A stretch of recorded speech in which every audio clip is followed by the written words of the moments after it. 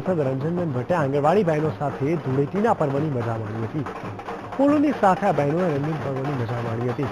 ગરબા રમીને બહેનોએ રંગીન પર્વની મજા માણી હતી। મોટી સંખ્યામાં વડોદરાની બહેનો ઉત્સવમાં જોડાઈ હતી।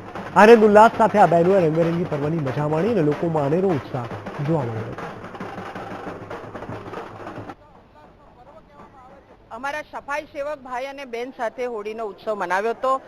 આજે ભારતીય જનતા પાર્ટીના કાર્યકર્તાઓ અને સાથે સાથે મારી આંગણવાડીની બહેનો, વડોદરા શહેર આંગણવાડીની બહેનો એ પોતે સરકાર સાથે, વડોદરાના લોકો સાથે અને આંગણવાડીની બહેનો જે રીતે કામ કરી રહી છે, તો કોઈ વિવાદમાં આવ્યા વગર પોતાનું સમર્પિત કામ જે એમને મળ્યું છે એ બિલકુલ વિવાદ વગર કરે છે એવી મારી વડોદરાની આંગણવાડીની આ બહેનો છે।